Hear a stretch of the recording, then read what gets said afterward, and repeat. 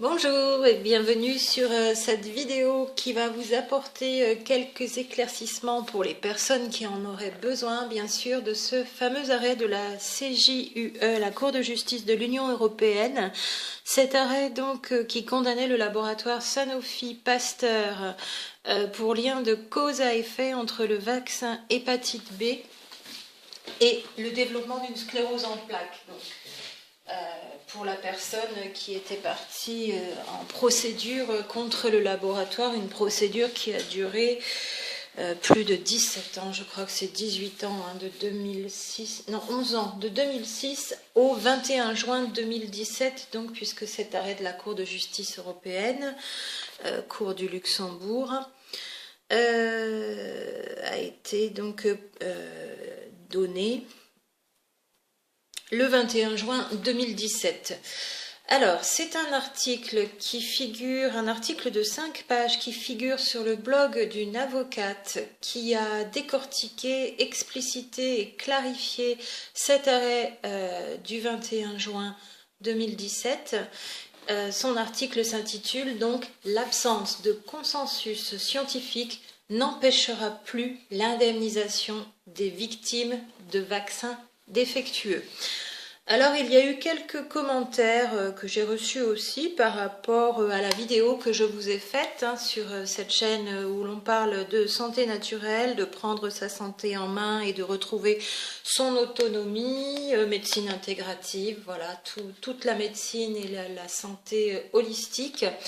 Et puis, actualité aidant, je me devais effectivement de participer aussi à l'information sur les vaccins, la vaccination, le système immunitaire, la biologie, bien que pour moi, j'étais toute jeune à l'époque, mais ça fait 41 ans déjà que les infos que vous avez là dans diverses chaînes YouTube, toutes celles que vous avez pu voir aussi, ces autres vidéos sur d'autres chaînes et les miennes, ces informations-là, dans la famille, donc chez nous, étaient déjà présentes pour réflexion et ultérieurement, donc dans les années qui ont suivi, en grandissant bien sûr, puisque j'étais toute jeune à l'époque, la décision a été prise par rapport aux vaccinations et ma position n'a jamais changé depuis, donc c'était il y a 41 ans pour cette grande histoire avec la vaccination. Par contre, voilà, puisque beaucoup de personnes se posent encore de questions, ne savent plus où donner de la tête, ne savent plus qui croire, pourquoi on nous ment, qui ne ment pas, qui veut faire un buzz. Voilà, on remet les choses à plat, on ne fonctionne pas en essayant de manipuler l'émotionnel, comme certains le font d'ailleurs au niveau surtout des médias, mais aussi des politiques, puisqu'on ne parle pas science et droit, on parle émotionnel, diviser les gens, les monter les uns contre les autres. Voilà, ici on va repartir sur cet arrêt de la Cour de justice de l'Union européenne qui certes pour les personnes qui ne sont pas spécialistes professionnels du droit, c'est toujours très difficile à comprendre et à savoir si c'est bon ou pas bon pour ce que l'on voudrait démontrer. Ici donc une avocate, et les avocats sont là pour ça. En tout cas, ces avocats qui vraiment travaillent pour le droit et le droit des individus, en l'occurrence, sont là pour expliciter ce genre de décision de justice. Donc l'absence de consensus scientifique n'empêchera plus l'indemnisation des victimes de vaccins défectueux. C'est donc encore beaucoup mieux que des preuves scientifiques formelles après des études validées dans les règles de l'art qui apporteraient de manière scientifique et médicale le lien de cause à effet entre le vaccin hépatite B et la sclérose en plaques, parce qu'ici, cet arrêt permet, s'il y a des indices graves, concordants et concomitants dans le temps, d'impliquer la responsabilité du laboratoire fabricant du vaccin et du vaccin en tout premier lieu. Donc c'est d'autant plus alors facile, sûrement pas, puisqu'il faut déjà aller en justice, en plus passer toutes les cours françaises et peut-être encore pour seulement pouvoir faire reconnaître son préjudice en cour européenne. Voilà donc quand même une jurisprudence, un arrêt de cour européenne qui permettra à toutes les victimes de faire reconnaître leur préjudice post-vaccinales, donc des réactions adverses graves, des maladies, voire des décès survenus après un vaccin, grâce à cette décision de la Cour européenne de justice, donc de la Cour de justice de l'Union européenne, CJUE très exactement, sans qu'il n'y ait eu à ce jour des études scientifiques incontestées, incontestables, qui auraient duré 10 ans, 20 ans, 30 ans, qui auraient déjà dû être faites, mais que personne dans les instances officielles, surtout pas les laboratoires, n'a faites et ne veut faire, et pour cause, puisqu'il y a bien des liens de cause à effet entre certains vaccins et certaines maladies. Ici, vaccin anti-hépatite B et sclérose en plaques. On a aussi myofasciite à macrophage derrière le vaccin hépatite B. Je vous remontre rapidement la vidéo qui était disponible donc pour vous informer de cette décision de justice du 21 juin 2017, cette année, c'était cet été, au solstice d'été, et donc sur ce blog du journaliste et médecin Jean-Yves No, le 22 juin 2017, donc juste derrière, il avait publié cette info, nous informant donc de la condamnation du laboratoire Sanofi Pasteur au 21 juin 2017, la veille, en l'intitulant « Rebondissement judiciaire dans l'affaire du vaccin contre l'hépatite B et la sclérose en plaques ». Voilà, vous pouvez retourner voir cette vidéo, aller sur le blog de Jean-Yves No, qui informe aussi sur beaucoup d'autres sujets, comme tant d'autres. À force peut-être de voir des vidéos avec de plus en plus de sources, d'arguments sérieux, étayés, rationnels, en dehors de l'émotionnel, des arguments juridiques, puisque ici on est sur le droit, que ce soit celui issu du Code civil, du Code de la santé publique, de la Constitution. Voilà, les personnes et les individus ont des droits, aussi en France. Et cette loi d'obligation vaccinale, d'ailleurs, depuis que les obligations vaccinales existent, 1954, il y avait le BCG déjà. Il y en a eu d'autres avant, entre deux guerres, et puis encore ensuite, et puis après des levées d'obligations pour des vaccins dont on savait, le BCG et les pédiatres le disaient depuis des années, au moins 20 ans, avant la levée de l'obligation vaccinale du BCG, qu'il n'était pas efficace et qu'il posait même des soucis. Voilà, il a fallu 20 ans pour que la levée du BCG se fasse et soit entérinée. Donc ce blog de Jean-Yves No qui nous informait de la condamnation du laboratoire Sanofi Pasteur Mérieux, Sanofi Pasteur, on les confond tous, Pasteur Mérieux et Pasteur tout court. Voilà, c'était Sanofi Pasteur, puisqu'ils fusionnent, ils se rachètent, ils se holding, ils se ceci, cela. Et Sanofi Pasteur n'est pas tout seul, il se trouve que c'est contre ce laboratoire que cette famille est partie en justice. Je vous rappelle que la personne qui s'est faite vacciner en 98 et 99 par l'hépatite B et qui a introduit cette procédure en justice en 2006 avec sa famille est décédée en 2011. L'arrêt de justice, donc, lui, sera intervenu le 21 juin 2017, 6 ans après, près de 6 ans après. Donc, que nous explique Maître Claire Pichon sur son blog avec ce titre d'article, donc, l'absence de consensus scientifique n'empêchera plus l'indemnisation des victimes de vaccins défectueux. Vous avez le lien pour retrouver cet article en direct sur son blog. La Cour de justice de l'Union européenne a rendu le 21 juin 2017 une décision importante en matière de vaccins défectueux. Vous avez ici les références de cette décision et de cet arrêt. Les victimes d'un accident vaccinal qui cherchent à obtenir une indemnisation de leur préjudice par les laboratoires pharmaceutiques fabricants du produit pourront voir leur procédure d'indemnisation aboutir, puisque jusqu'à maintenant c'était très difficile pour les personnes qui avaient introduit des actions en justice. Alors, le mal est fait quand on en arrive là. Une petite parenthèse, si on peut éviter d'en arriver là, et de devoir faire valoir des préjudices suite à une vaccination, c'est peut-être quand même beaucoup mieux.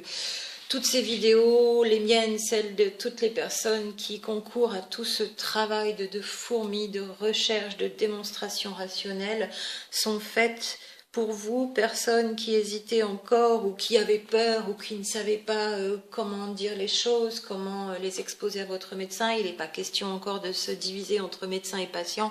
Je pense que la plupart des médecins sont consciencieux, mais ont été formés comme ils l'ont été à la faculté où les laboratoires interviennent énormément, et notamment en matière de vaccination. Il n'y a tout simplement pas de formation. L'évocation du calendrier vaccinal suffit largement, puisque il est réputé, admis que les vaccinations, ça a sauvé l'humanité, ça a éradiqué toutes les maladies, ça va même éradiquer toutes les suivantes, voilà. Croyance de l'inconscient collectif, on arrive en faculté de médecine, il est hors de question de remettre en cause cette croyance. Sinon, depuis 50 ans, ça n'est pas la peine d'être médecin, 60 ans même, et d'aller faire ses études de médecine. Donc, aucun cours sur la vaccination pendant les 6 années des études de médecine à la fac.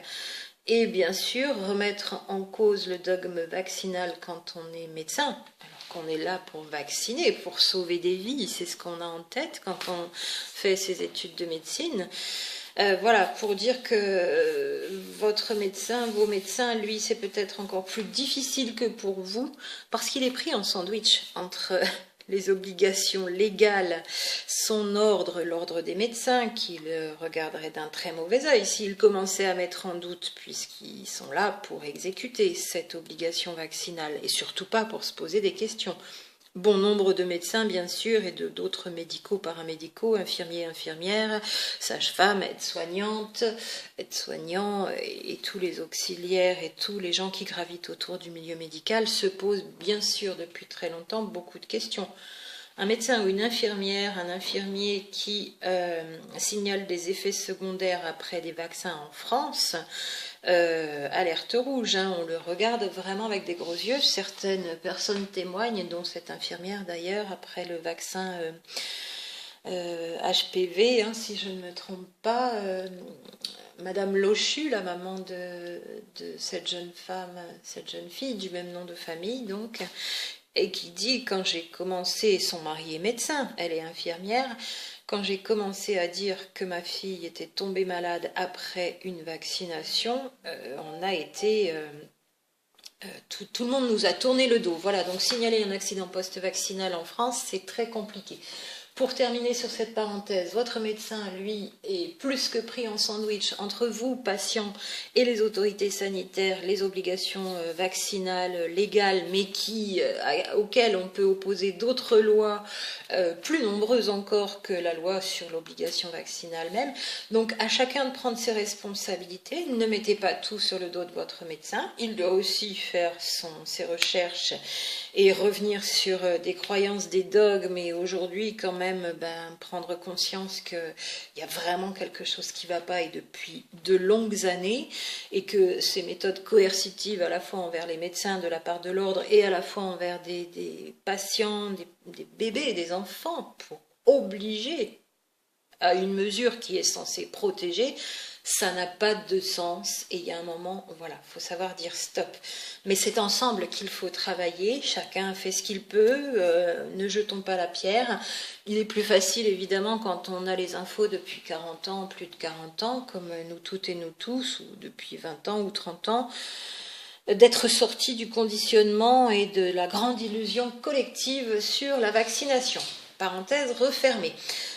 Maître Pichon, donc, nous explique que les victimes d'un accident vaccinal qui cherchent à obtenir une indemnisation de leurs préjudices par les laboratoires pharmaceutiques fabricants du produit pourront voir leur procédure d'indemnisation aboutir. Je vous renvoie aussi à la vidéo sur les 100 familles qui ont introduit une action en justice pour faire valoir des liens de cause à effet entre le vaccin ROR et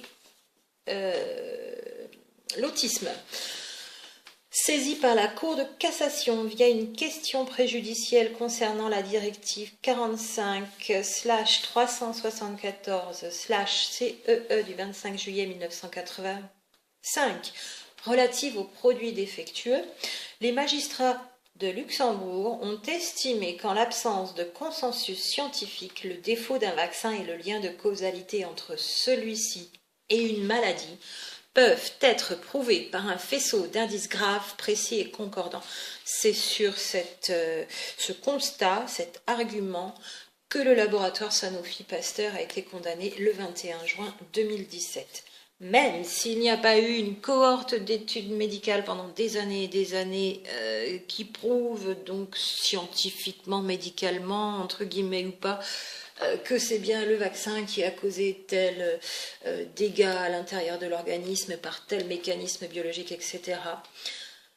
Une personne qui estime avoir subi un préjudice après une vaccination, si elle peut prouver par un faisceau d'indices graves, précis et concordants qu'il y a eu des réactions adverses suite à ce vaccin, cet arrêt de la Cour de justice de l'Union européenne pourra lui servir, fait jurisprudence et peut être maintenant utilisé par toute personne voulant faire reconnaître son préjudice.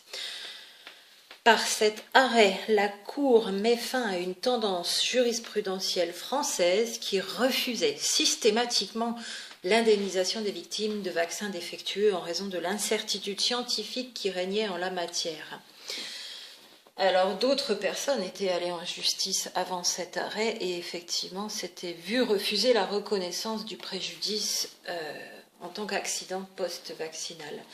Les requérants voyaient leur action échouer en raison de l'impossibilité scientifique de prouver de manière certaine le lien de causalité entre la défectuosité du produit et le dommage causé à la victime. La Cour de cassation se refusait à harmoniser la jurisprudence et se retranchait derrière l'appréciation souveraine des juges du fond en matière de causalité.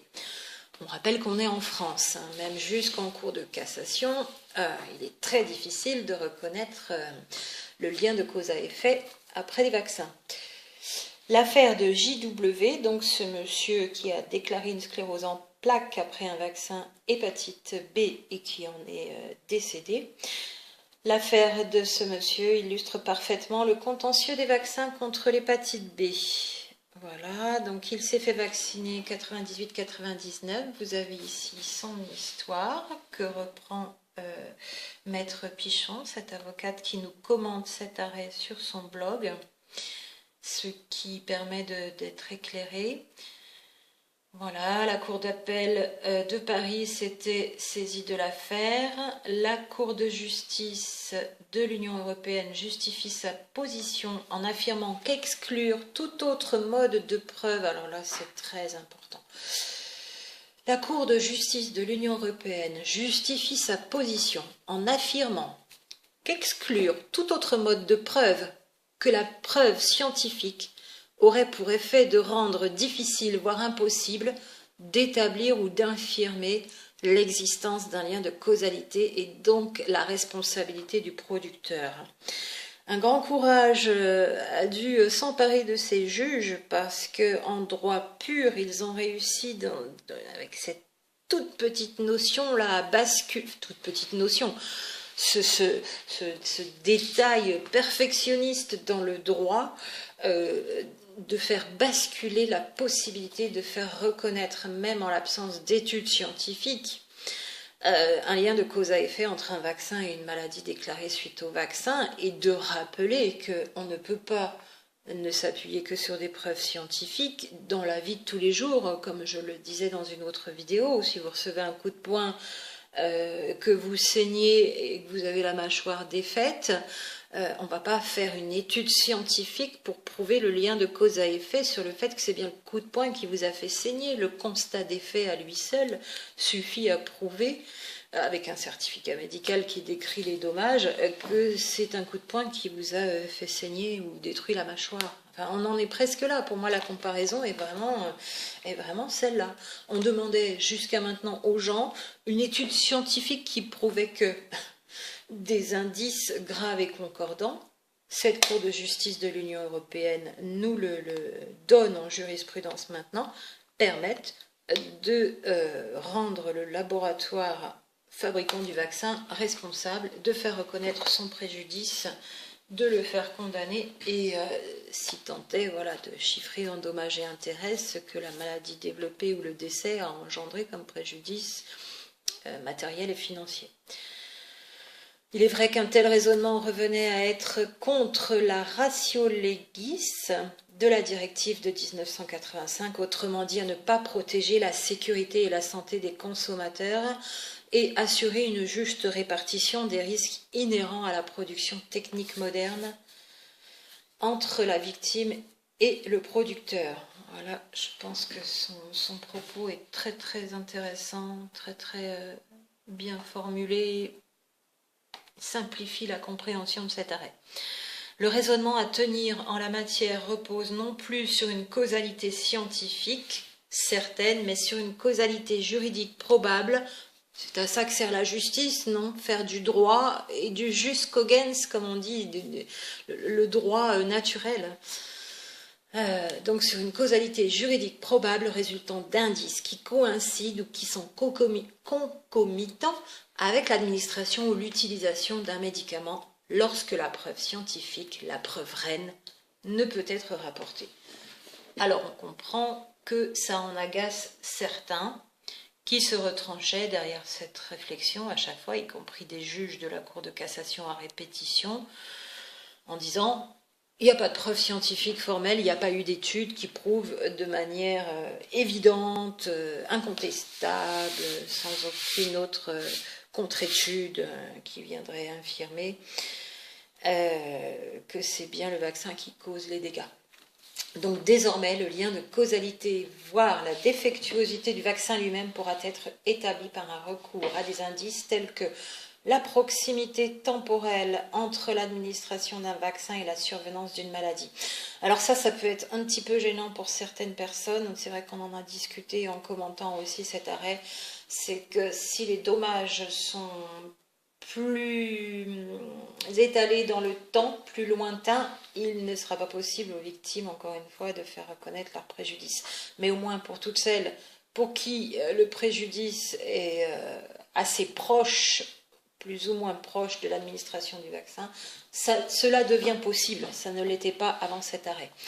L'absence d'antécédents médicaux personnels et familiaux de la personne vaccinée, donc surtout faites attester que vous êtes en bonne santé avant tout acte médical, vaccination ou autre, le bon état de santé avant la vaccination, l'existence d'un nombre significatif de cas répertoriés de cette survenance de cette maladie à la suite de telles administrations. Sachant que c'est un arrêt de Cour de justice de l'Union européenne, toute la jurisprudence de tous les pays d'Europe peut servir aussi donc à apporter ces éléments.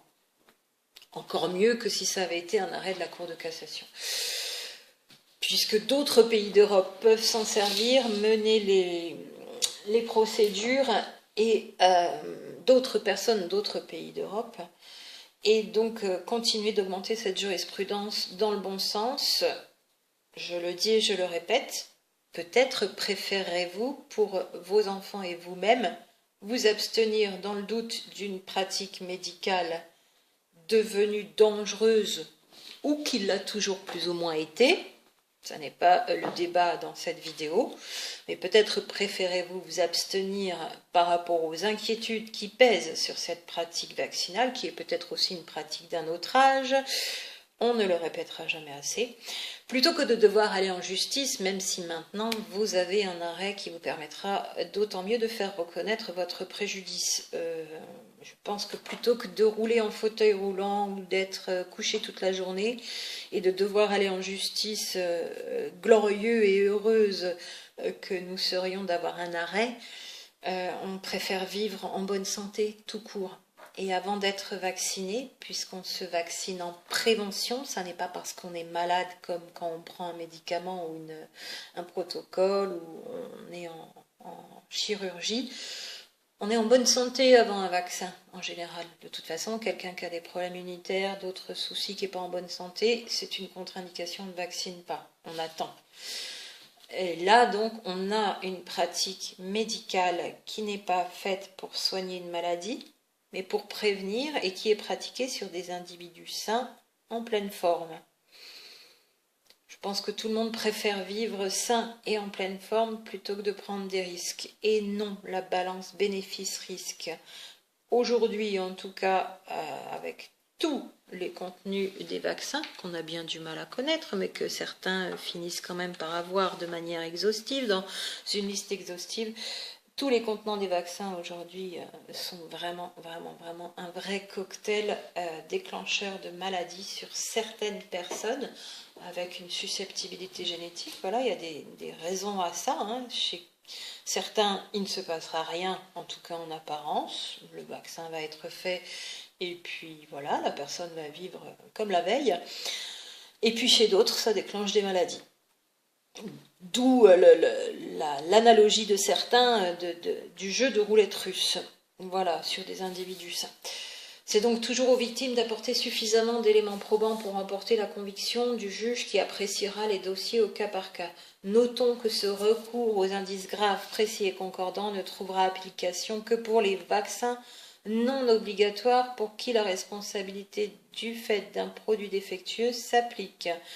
Pour les vaccins obligatoires, il conviendra de se reporter à la loi Kouchner de 2002. Voilà encore des précisions au niveau juridique bien utiles. Je vous invite vraiment à lire cet article en entier. Je vous remets l'adresse.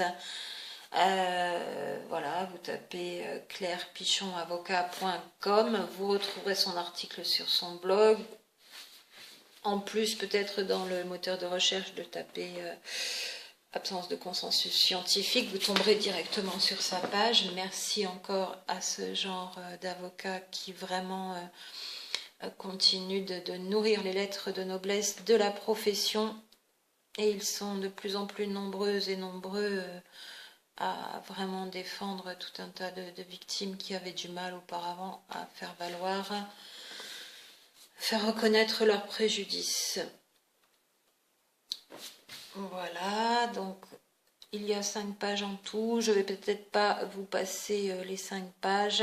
Le droit à réparation des victimes par ricochet en cas d'infection nosocomiale. Là, c'est la loi du 4 mars 2002. Elle vous en parle aussi de manière claire et détaillée.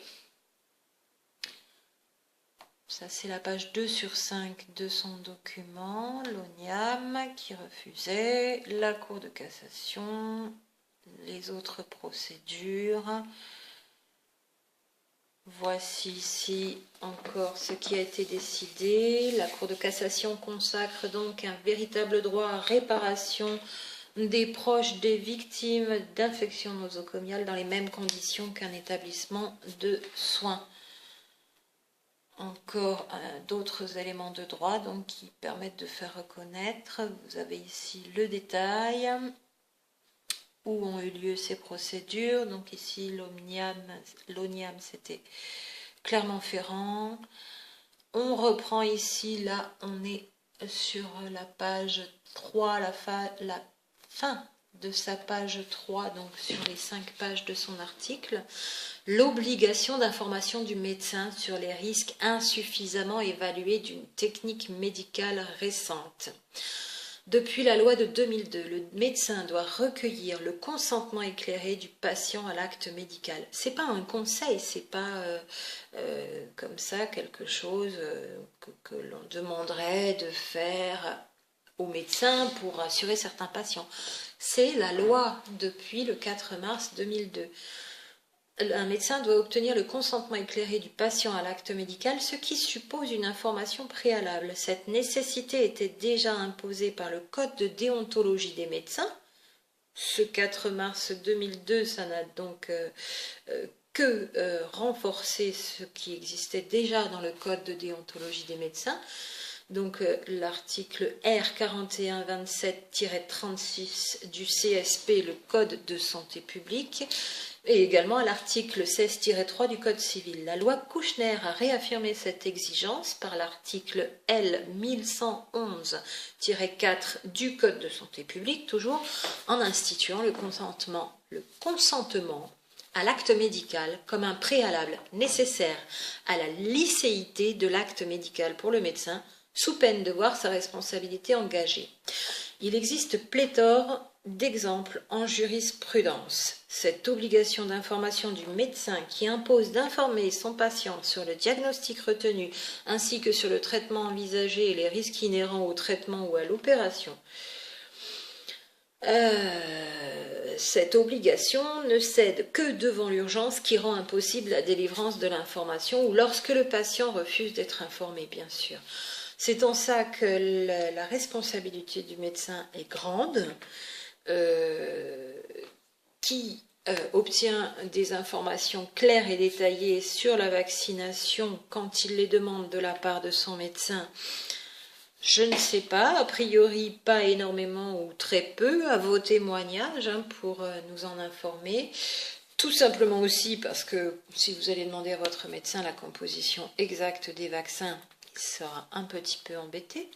Si vous lui demandez est-ce que c'est totalement sécuritaire pour mon bébé et mon enfant à court, moyen et long terme, là aussi ça va être compliqué.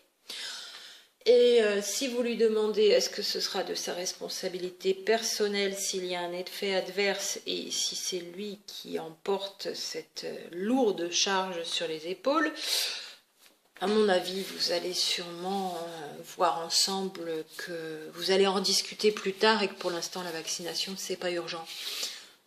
Même avec des obligations légales qui viennent bafouer les droits institués par d'autres articles au niveau de la justice, au niveau des codes différents qui légifèrent. Voilà, le Conseil d'État a rappelé récemment et a même précisé l'étendue de cette obligation d'information. Le Conseil d'État au 10 mai 2017 avec le numéro 39 78 40. En l'espèce, le CHU de Nice, donc on est sur d'autres contextes que la vaccination, mais ici est cité un exemple, donc celui du CHU de Nice qui avait proposé à monsieur B.A. de bénéficier d'une technique opératoire nouvelle qui était censée permettre une récupération plus rapide, mais qui n'avait été appliquée que dans des cas très limités. Le patient avait accepté l'opération, à l'issue de laquelle il avait conservé des séquelles et dont il a demandé à être indemnisé. La Cour d'appel de Marseille avait retenu une faute des médecins en ce qu'ils n'avaient pas informé monsieur B.A.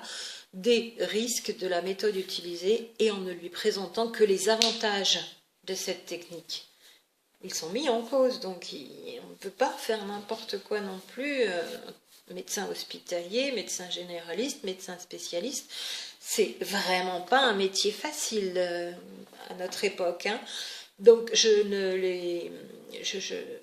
ne suis ni d'un côté ni de l'autre, c'est au cas par cas, tous les médecins sont pas pareil, tous les patients sont pas pareils. Il y a des patients tellement bien conditionnés, des mamans qui courent chez leur médecin pour dire vite, vite, vite, vite, faites tous les vaccins à mon enfant. Que fait un médecin devant des parents qui exigent le plus vite possible que leur enfant soit vacciné absolument tout de suite? Surtout dans le contexte actuel, comme depuis 30 ou 40 ans également. Le contexte actuel étant encore pire. Voilà, c'est pas des positions faciles, chacun doit réfléchir et prendre ses responsabilités par rapport à tout ça. Voilà pour cet article de Claire Pichon, maître Claire Pichon, avocate, donc elle parle encore de la Cour de cassation, le Conseil d'État, l'obligation d'information de la part du médecin à son patient, quelle que soit la pratique médicale envisagée, y compris la vaccination. J'espère que cet article pourra aider certaines personnes à avoir plus d'aplomb. C'est vrai qu'il faut rentrer un peu dans des éléments de droit, invoquer déjà un arrêt de Cour de justice de l'Union européenne. Voilà, vous l'avez sous la main, ça existe. En plus, Maître Pichon vous a décortiqué et éclairci cet arrêt, même s'il y aurait encore plein de choses à dire.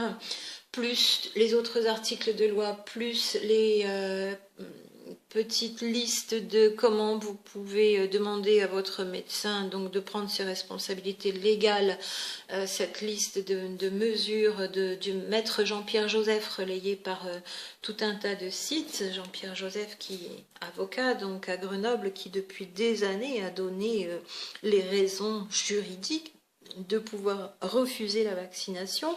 Certains s'en sont peut-être servis, malheureusement en ont eu besoin. Et derrière, c'est certain que d'invoquer ces critères donc au niveau du droit fait réfléchir tout le monde, votre médecin, directeur, directrice d'école, l'inspection académique, directeur, directrice de crèche, et puis vous faites une bonne action parce que vous leur apportez des documents. C'est pas vous qui savez vous montrer le droit, la loi, les arrêts de cour de justice, des liens de cause à effet, ce qui a été dit, ce qui a été fait aussi dans les autres pays, et le ROR et l'autisme, et l'hépatite B, le vaccin hépatite B, et la sclérose en plaques myofasciite à macrophages, et les travaux du professeur Gérardi, et de plein d'autres Canadiens, Québécois, voilà, à l'international, et puis vous leur permettez d'apprendre certaines choses et de se faire aussi, enfin, leur propre avis par eux-mêmes, comme vous êtes en train, enfin, de vous faire votre propre avis par vous-même, médicaux compris. Donc, je suis désolée pour le tsunami au niveau mental et émotionnel que peut provoquer le fait de se rendre compte que tout ce qu'on a dit ou beaucoup de choses qui ont été dites sur les vaccins ne sont pas vraies, en d'autres termes sont fausses, et que la vérité a été largement mise de côté, manipulée, et qu'il faut maintenant se rendre à l'évidence. Quand il y a le doute, on arrête, on ne met pas en danger la santé et la vie de toute la population dans le monde entier, de bébés, d'enfants et de tout être humain. À très bientôt et merci à vous pour votre écoute. Ce ne sont pas forcément des sujets et des vidéos faciles, mais elles sont là pour vous aider. Bon courage, à très bientôt.